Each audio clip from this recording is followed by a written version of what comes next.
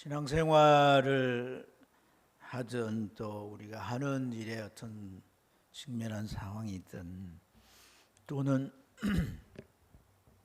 뭐 아니면 인간관계든 이게 내 한계구나 라고 우리가 느껴지게 될 때 우리는 신앙인이기 때문에 하나님께 믿음을 더해 주소서 이렇게 기도하게 되는 줄로 믿습니다. 과거에 내가 또 아주 출중한 믿음으로 고민이나 어려움들을 잘 해결했고 또 하나님 앞에 믿음의 기도로 그 도우심을 응답받았다는 그런 신앙의 추억들이 있을 때 우리는 그때를 상기하면서 더욱더 믿음의 필요성을 간절하게 느끼게 되는 줄 믿습니다. 제 아들이 예수님께 그랬어요. 주여 우리에게 믿음을 더하소서. 이런 요청을 드리는 걸 보면 그들도 어떤 문제에 이건 할 수 없어, 불가능해. 그렇게 아마 느끼고서 주님께 믿음을 요청한 것 같습니다. 여러분, 믿음을 구했다라고 하는 것은 믿는 것은 나죠, 그죠? 그렇지만 믿어지게 하는 요인은 외부로부터 오는 거다. 그래서 성경은 믿음이 선물이다. 나쁜 애지만은 사기꾼도 처음부터 사기를 치는 게 아니고 어떻게 해요? 충분히 믿어지도록. 그래서 한순간에 그냥 깜빡 넘어가도록. 참 사기꾼만큼 믿음을 잘 확실하게 먼저 이렇게 딱 심는 사람은 없어요. 그런 것에는 그 사람들이 그런 걸 가지고 참 예수 믿고 변화돼 전도 안 됐으면 얼마나 좋겠어요. 믿음은 이렇게 주어지는 것이다. 주어지는 외부로부터 오는 것입니다. 그래서 우리 간증 중에도 참 힘든 상황에 하나님 앞에 믿음을 구했더니 하나님께서 믿음을 주셔서 그 문제를 잘 해결하고 승리의 삶을 살아갔노라고 하는 간증을 우리가 듣게 되는데, 오늘 예수님께서는 이 믿음을 달라고 하는 제자들에게 무슨 이제 하나님 앞에 믿음을 구하는 기도 방법을 알려주시거나 아니면 예수님께서는 안수기도를 해주셔서 믿음이 일어나게 해주시거나 그러지 않고 두 가지를 제시해 주셨어요. 먼저는 겨자씨만한 믿음이 있더라도 뽕나무를 명령해서 저 바다 가운데 심겨져라. 그렇게 하면 그대로 된다는 말씀이에요. 또 하나는 종이 자기 주인에게로부터 맡겨진 일들을 처음부터 끝까지 잘 감당하는 그런 종의 모습을 예를 들어서 설명하는 그런 말씀입니다. 제자들이 믿음을 더하소서 그렇게 요청했는데 주님은 이 두 가지 내용 속에 믿음의 비밀을, 믿음이 더해지는 그런 비밀을 잘 담아 놓으신 줄로 믿습니다. 자, 우리가 먼저 좀 생각해 봐야 되는 건 뭐냐면 믿음의 실체입니다. 믿음이 실체가 있다면 그게 어떤 모습이고 어떤 작용을 하는 건가 하는 거죠. 여러분, 우리 안에 믿음이 깃들게 되면 그 믿음은 어떤 확신을 갖게 하고 마음을 든든하게 하고 또 우리 안에 소망을 가득 차고 넘치게 채워져요. 그것뿐 아니고 우리 안에 믿음이 있다면 어떤 불가능한 일일지라도 그것에 대해서 도전하고 시도하게 된다는 거예요.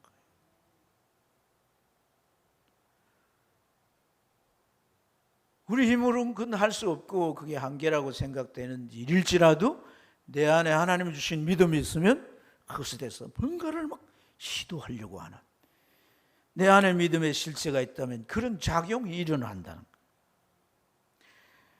그래서 오늘 읽은 이 6절 말씀 두 가지 중에 첫 번째 주님이 제시한 내용인데, 너에게 겨자씨 한 알만한 믿음이 있었더라면 이 뽕나무대로 뿌리가 뽑혀 바다에 심기어라 하였을 것이요 라고 말씀하셨어요. 뽕나무라고 하는 것은 화렵 교목인데 이 가지가 많고 잎을 많이 내기 때문에 이제 많은 영양분과 수분이 필요해요. 그래서 밑에 뿌리가 사방팔방으로 깊이 뻗어가. 뭐 이제 물기 있는 데는 다 이렇게 뻗어가요. 그러니까 뿌리가 많고 깊게 내리면 잘 뽑히겠어요? 잘 안 뽑히죠. 예. 근데 그 뽕나무가 뽑혀가지고 어디에 심겨지라고? 땅도 아니고 바다에 심겨지라는 거예요. 그걸 여러분 한마디 말로 가지고 뽕나무를 명해서 뿌리가 뽑혀가지고 바다에 심겨져라. 그 한마디 말로 가능하겠네요. 또 그것이 심겨져야 할 장소가 땅이 아닌 바다라면 그게 생태적으로 맞는 말이냐는 거예요. 이것은 지금 어떻게 보면 불가능을 얘기하고 있는 거죠. 불가능. 그러나 계자신만한 그런 믿음이 있다면 그게 가능하다는 얘기 아닙니까? 다시 말해서 우리 안에 믿음이 있다면 불가능에 대해서도 뭔가를 도전하고 뭔가를 시도하게 된다는 것을 주님은 이 말씀을 통해 우리에게 교훈해 주고 있습니다. 비록 그 믿음이 계사시만한 시중에도 작은 믿음일지라도 믿음이 그 안에 실체해서 있다면 시도하게 된다. 주님께서 왜 이런 말씀을 지금 이 6절에 하고 계시느냐? 물론 제자들이 믿음을 더하소서 그렇게 요청했지만은 조금 더 이해를 돕기 위해서 배경에 대해서 살펴볼 필요가 있습니다. 멀리 있지 않아요. 1절부터 4절 내용을 보면 예수님께서 작은 자의 실족에 대한 그러한 아주 경계를 말씀합니다. 그리고 그들이 뭔가 잘못하고 죄를 지어서 하루에 7번 잘못했다. 그리고 너희들이 와서 그 잘못에 대하여 용서를 구하면 다 용서해 주라는 얘기예요. 근데 그 말을 듣던 제자들의 마음에 어떤 생각이 드냐면 그럼 불가능해. 그런 생각이 들어요. 근데 차마 예수님께 불가능합니다 이렇게 말은 못하고 우리에게 믿음을 더해 주세요 이렇게 예수님에게 요청을 했던 거죠. 근데 예수님이 가만히 그들의 마음을 보시니까 아예 불가능하다고 생각하고 그것에 대해서 도전할 시도할 믿음이 1도 없는 거예요. 그래서 주님께서 이 6절에 사용한 어조를 보면 이렇게 표현됩니다. 믿음이 있었더라면, 계자시만한 믿음이 있었더라면 그 말이죠. 또 바다에 심겨라 하였을 것이요. 뭐가? 뽕나무가 뿌리가 뽑혀서 바다에 심겨라 했을 것이죠. 또 그것이 너에게 순종했을 거다. 이렇게 말씀합니다. 무슨 의미입니까? 가능한 것을 하지 못했다라고 하는 말을 가정문으로 써서 못한 것에 대한 것을 부각시켜 주는 말씀이에요. 그러니까 너희 안에 믿음이 없다는 얘기죠. 너희 안에 진짜 계자신만한 믿음이 있었어도 시도할 것이라는 겁니다. 여러분, 믿음의 속성은 이 믿음이라고 하는 실체가 가지고 있는 그 속성은 정말 불가능할지라도 내가 경험해 보지 않은 일일지라도 그것에 시도하고 그것에 해보려고 하는 의지를 가지고 다가가시는 줄로 믿습니다. 여러분, 이러한 삶은 우리의 삶을 더 확대시키고 더 크고 위대하게 만들어가는 큰 우리에게 영적 자원입니다. 그처럼 믿음이 우리에게 소중한 줄로 믿습니다. 할렐루야. 그래서 우리 모두는 정말 믿음이 우리 안에 있기를 소원해야 되고 그런 믿음을 갖도록 참 우리를 살펴서 내 안에 계자시 하나님만한 믿음이 있는가? 물론 여러분이 구원의 믿음은 있겠죠. 하나님을 믿고 말씀, 천국, 지옥 믿고 다 믿습니다. 그러나 오늘 우리의 삶을 살아가는데 내가 할 수 없는 신앙의 영역이든 내가 또한 직장이나 사업에 할 수 없는 그런 영역이든 이런 데 있어서 우리가 정말 하나님에 대한 믿음을 가지고 좀 이 믿음이 뭔가를 불가능을 시도하는 그런 역사들이 일어나기를 축복합니다. 두 번째는 하나님께서 이런 믿음을 누구에게 어떻게 더하시는가 하는 거예요. 이 믿음을 하나님께서 어떤 사람에게 어떻게 더하시는가. 다음으로 말씀하신 이 제안의 내용이 예를 드신 내용이 종이 일하는 모습이죠. 이것을 예를 들어서 말씀해 주셨는데 여기에 무슨 믿음이 더해지는 특별한 비밀이 잘 담겨 있는가? 자, 여러분, 이 종이 들에서 양을 칩니다. 그리고는 또 밭에 가서 뭘 합니까? 밭갈이를 합니다. 많이 이제 힘들어서 지치고 피곤하겠죠? 또 배도 고프겠죠? 근데 집에 돌아와서 가만히 있는 주인에게 음식을 장만해서 차려주고 그 주인이 다 식사를 마칠 때까지 시중을 듭니다. 그런데 주인은 그런 종에게 야, 와서 쉬어라. 먹을 것부터 배고픈데 먹어라. 또 자기의 음식을 차려주고 시중을 든 거에 대해서 감사하구나. 그렇게 말하지 않습니다. 주인을 보면 아주 인정머리가 없어 보여요. 또 이제 종은 뭐예요? 마치 기계처럼, 기계처럼 뭐 이제 말 못한 짐승처럼 그렇게 자기 일을 꾸역꾸역 하는 모습을 볼 수가 있습니다. 근데 이러한 모습이 당시 종들에게는 당연한 일상이라는 것입니다. 그냥 주인의 소유물이 되어서 어떤 불만이 있어도 어떤 마음의 불평이 있어도 그걸 가지고 이렇게 주인에게 말하거나 대들거나 할 수 없습니다. 요즘 같으면 뭐예요? 노동법에 안 맞다고 얘기하고 하루 이제 몇 시간 일하는데 이게 시간 초과된 임금을 더 달라 하고 뭐 데모하고 난리 나겠죠. 그 당시에 이 종의 신분은 그럴 수가 없었다는 거예요. 자, 여러분, 오늘 주님께서 이 말씀에서 주님께서 전달하고자 하는 요지가 뭐냐는 거예요. 어떤 것이 강조됐느냐는 겁니다. 맡겨진 일을 처음부터 끝까지 잘 감당했다는 거예요.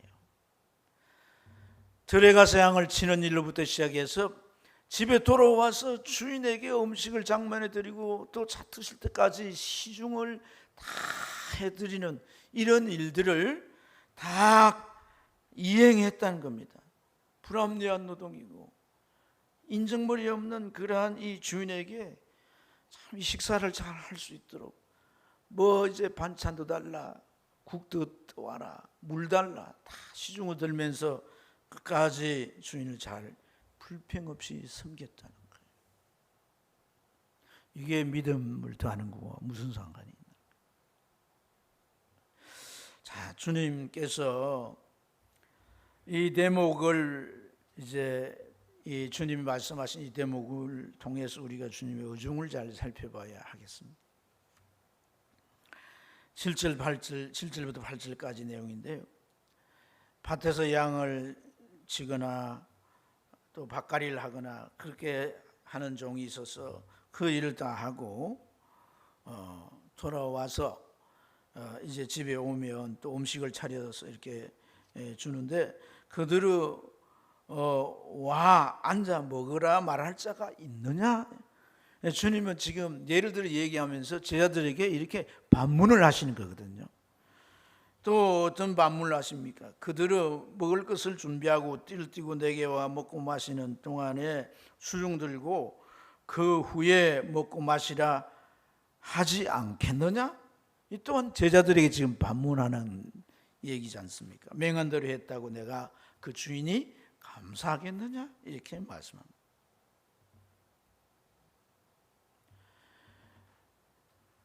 이미 그렇게 해도 아무 반발 없이 다 감당하는 이 종에 대한 예를 들어서 말씀하시면서 주님은 이 이제 대화의 대상을 제자들을 향해서 이렇게 질문하는 거예요. 반문하는 것이다.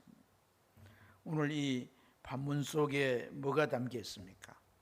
앞서 제가 배경을 설명한 대로 좀 돌아가서 이 제자들이 하루에 누군가가 7번 자신에게 잘못을 하고 또 7번 와서 잘못했다고 용서를 구하면 다 용서해 주라, 그렇게 주님이 가르쳤죠. 그러나 제자들 마음은 불가능해, 그거 할 수 없어, 이렇게 제자들이 마음을 가졌기 때문에 믿음을 더해달라 이렇게 요청했다고 말씀했습니다. 오늘 주님께서 이 종이 일하는 모습을 가지고 그 한 대목마다 이 제자들에게 반문하듯 그들에게 이렇게 말씀을 하신 것은 그들로 하여금 뭔가를 느끼고 깨달으라는 거예요. 불가능해, 안 돼, 할 수 없어, 이렇게 너희가 마음을 차단하고 아무런 시도를 하지 않는 게 아니라 이런 불합리한 노동과 인정머리 없는 주인이 마치 학대하듯이 일을 막 시키는 이런 가운데도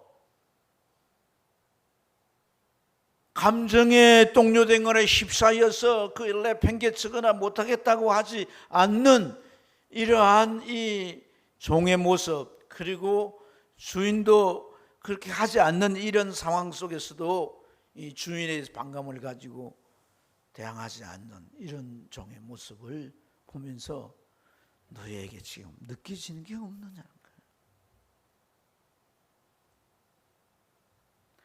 여러분, 오늘 이 내용과 비슷하게 마태는 좀 다르게 표현하는데, 거기 보면 마태복음에 보면 베드로가 그 용서란 주님의 말씀을 듣고 7번까지 용서하겠습니다 이렇게 말해요. 그러니까 7번까지 용서하라는 그 주님의 그 베드로의 말에 주님께서 어떻게 대답하시냐면 7번을 70번을 더하도록 용서해라, 그렇게 말합니다.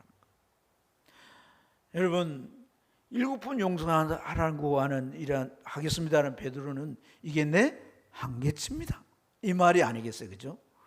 근데 그건 근거 없이 그런 말을 하는 게 아니고 율법에 잘못한 죄를 7번 용서해라고 하는 그 율법의 근거에서 그렇게 표현한 거예요.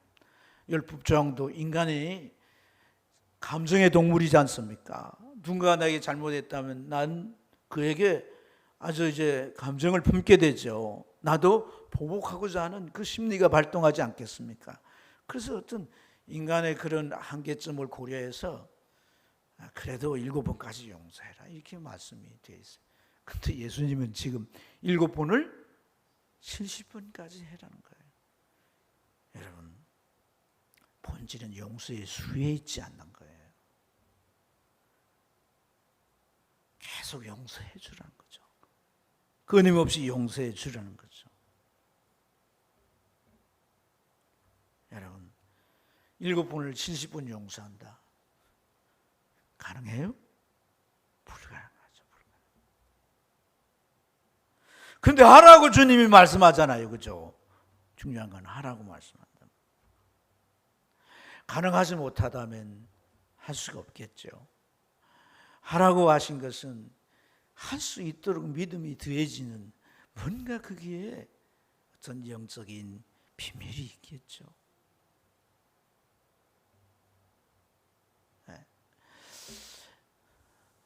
저희 손주가 셋인데 이놈들이 막 크니까 시끄러워요. 노는 거 보면 막 서로 빼앗고 소리 지르고. 막내가 요새는 아주 도발적이에요. 지 위의 형은 아주 그저 이렇게 얕잡아 보고, 큰 형은 지하고 체구 차이도 있고 나이 차이도 있잖아요. 근데 그 형한테 도전합니다. 오함을 지르면서 막 이렇게 서로 이렇게 안 뺏기고 안 주려고 하는데 막 엄청나게 힘을 써서 버팁니다. 근데 이제 형이니까 뭐 이제 다이려기도 하고 뭐 용서해 주기도 하다가 안 되면 주먹을 불끈 쥐고 한 방 치는 거예요. 큰 아이가 힘이 세거든. 한 방 맞으면 내가 떨어지는 거예요. 울고 불고 난리가 났죠. 그들이 지금 이제 놀이하고 생활하는 모습이에요. 그런데 그런 손주들이 제 방에 간혹 와가지고 뭐 가지고 놀다가 막 가지고 가거나 또 무슨 부러뜨리거나 뭐 엄청 막 헝클어 놓거나 뭐 지금 마음대로 합니다.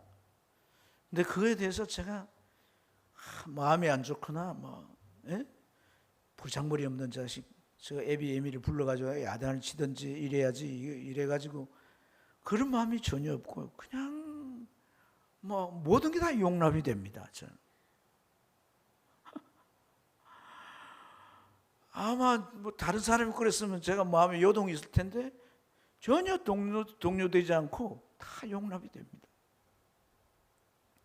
왜 그럴까요, 제가?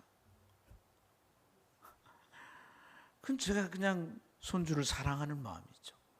그리고 저만할 때는 저렇게 해서 놀면서 잘한다라고 하는 너그러운 마음이고,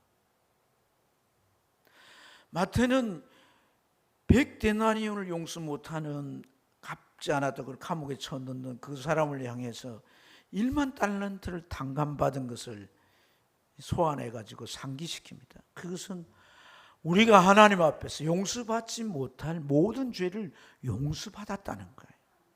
그 아버지의 마음을 가지란 거죠. 할렐루야. 그 아버지의 마음을 갖는 거예요. 우리에게 믿음이 더해진다는 것은 그 마음이 오는 줄로 믿습니다. 우리에게 믿음이 더해진다는 것은 십자가 위에서도 자기를 향하여 채찍질하고 못 받고 창으로 찌는 그들을 향하여 용서의 기도를 하나님 앞에 올릴 수 있는 그러한 이 용납의 그 사랑의 그 충만하고 넘쳐나는 그 주님의 마음이 우리 안에 믿음을 통해 더해지기 때문에 7분을 7분을 70분을 더한 용서라도 가능합니다. 나는 한계입니다. 나는 안 됩니다. 나는 불가능합니다. 나는 할 수 없어요. 그러나 그런 하나님의 마음이 십자가 위에 주님의 그 심장이 믿음을 통해 우리 안에 부어지게 되면 감당할 수 있게 된다는 거예요. 이의 개의 결론은 다 감당했다는 겁니다. 정도. 할렐루야. 일이 아무리 고되고 힘들어도 일이 계속 중복되어 있어서 지칠 대로 지쳐도 주인이 하는 행위를 보면 당장 사표 내고 가면 사표 낸다고 되는 것도 아니지만 막 그렇게 하고 싶어도 그 마음을 억누르고 주인이 다 먹고 이제 막 트리미까지 하고 이제 치워 이렇게 할 때까지 다 공손하게 끝까지 시중을 저는 이 가운데 이것을 다 마치게 됐다는 거예요. 마치게.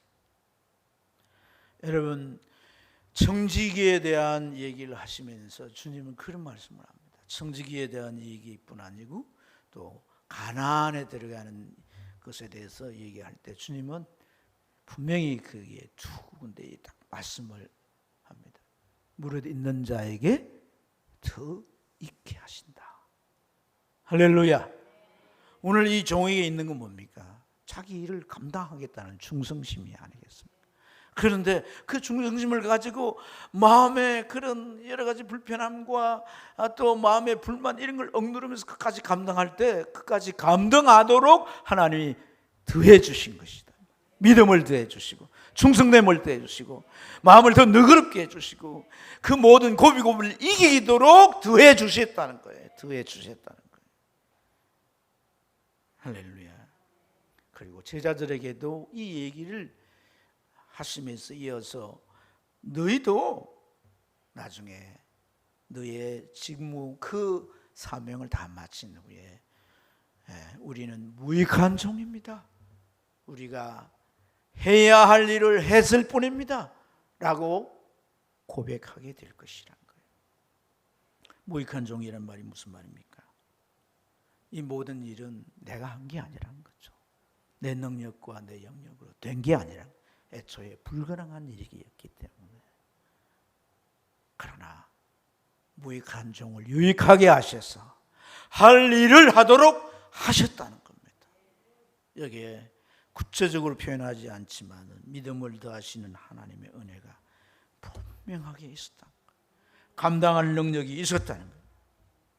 사랑하는 여러분, 다른 것이 아니란 거예요. 불가능에 도전하는 겁니다. 계자시만한 믿음이 우리 안에 있어도 그걸 시도하는 것입니다.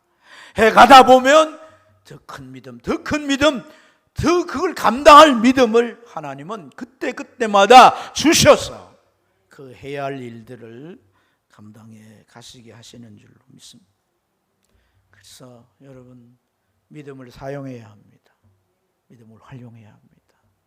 신앙생활 하면서 제일 안타까운 모습은 그저 교회 왔다 갔다 하고 그저 주어진 여건 속에서 그냥 주어진 대로 만족하고 살아가는 거예요. 제가 찬송을 이렇게 부를 때 어떤 찬송은 참 이렇게 마음이 무거워지는 찬송이 있는데요. 302장입니다. 특히 이 2절에 가면 왜 너 인생은 언제나 거기서 저 큰 바다 물결 보고 금은 모르는 깊은 바다 속을 한 번 헤아려 안 보나. 왜 저 바다 속을 못 보는 거예요? 바다 속에 뭐가 있습니까? 바다 속에 사람들이 쓰레기를 많이 버려요. 쓰레기만 잔뜩. 그 바다 속에는 뭐 고래도 있고 참 물고기들도 있고 또 그 해초나 암초 사이에 소라도 있고 성게도 얼마나 많습니까, 여러분? 제가 친구들과 바닷가에 가서 이렇게 놀면서 저기 문어가 한 마리 있네. 야, 저기 도미 한 마리 희어다니. 어디 보이나? 전 바닷가 사니까 보이는데 그 친구들은 보이지 않는 거예요. 왜냐면 어릴 때부터 저는 바닷속을 헤아려 봤기 때문에. 여러분, 믿음을 통하여 하늘에 보고 하나님께서 우리를 위하여 준비해 놓으신 많은 것들이 있습니다. 그것을 우리는 믿음의 눈으로 한번 헤아려 봐야 되는 것이고, 그래서 우리는 소망을 가지고 도전해야 하는 줄로 믿습니다. 무엇을 이제 하면서 살아가느냐 하는 행태는 다양할 수 있지만은 그 성격은 세 가지로 이렇게 분류할 수 있습니다. 첫째는 누구나 할 수 있는 일입니다. 나만 할 수 있는 일이 아니라 누구나 할 수 있는 보편적인 일상이겠죠. 두 번째는 해야 되긴 되고 할 수는 있는데 힘이 드는 노력을 해야 되는 일이 있습니다. 노력을 하는 일도 뭐 내가 땀 흘리고 또 애써서 그렇게 해야 되는 일이면 또 하게 되죠. 그런 정도는 또 가능할 수 있습니다. 그런데 너무나 좋고 너무나 중요하고 너무나 멋있고 너무나 위대한 일인데 그 일에 대한 방법도 모르고 그 일을 향해서 가는 길도 모릅니다. 그 일에 직면했을 때 우리 앞에 딱 떠오른 단어는 뭐냐? 한계라는 겁니다. 한계. 이건 내가 과연 참 너무 좋은데 너무 하고 싶은데 할 수 있을까 하는 한계에 딱 부딪히게 되죠. 여기에 필요한 게 뭐예요? 믿음인 거예요. 믿음. 할렐루야. 여러분, 오늘 우리가 믿음으로 시도하면 길이 열리고 그 일이 점점 이루어져 가는 줄로 믿습니다. 처음에 큰 믿음이 필요치 않습니다. 태산 같은 믿음 없어도 됩니다. 그러나 시작하는 믿음, 시도하는 믿음, 그 믿음은 필요한 거예요. 오늘 주님은 겨자씨만한 믿음이라고 말씀을 하셨어요. 그런데 그 믿음이 우리 안에 있으면 오늘 주님께서 우리에게 우리에게 일어나는 그 믿음이 있으면 일어나는 첫째 이 반응을 우리가 적용할 수 있는 반응을 말씀하셨어요. 자, 그게 뭡니까? 6절인데요. 뽕나무를 명해서 뿌리가 뽑혀 바다에 심겨져라. 이렇게 말할 수 있다는 겁니다. 자, 이걸 무슨 언어라고 하냐면 믿음의 언어라 그럽니다. 믿음의 언어. 야, 여러분 다 못해도 이 말은 할 수 있잖아요. 그것도 안 할래요? 그렇지는 않을 거예요. 그죠? 근데 이 말이 얼마나 중요한지 모릅니다. 특히 성도의 말은 얼마나 중요한지 모릅니다. 여러분, 정말 성도의 말은 얼마나 중요한지 모르는데 잠언에 보면 그런 아주 중요한 표현들이 많습니다. 그 6장 2절 말씀에 보면 내 입의 말로 네가 얼금해졌다는 겁니다. 내 입의 말로 네가 잡히게 됐다는 겁니다. 우리가 그 말을 계속 하게 되면 그 말에 내가 잡혀요. 얼굴미에서 잡히게 되는 거예요.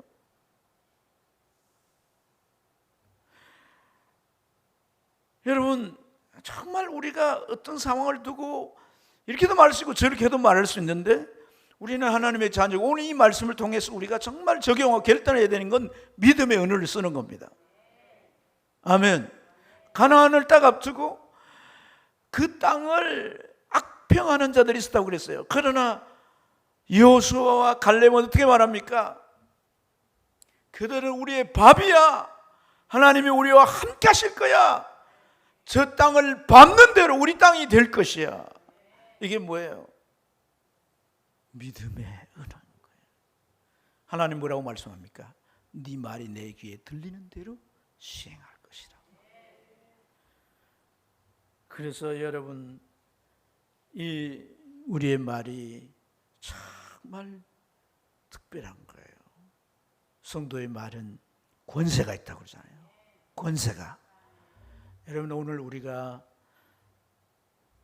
이 말씀을 통해서 참 우리 마음에 깨달는 이 비밀이 열리기를 축복합니다.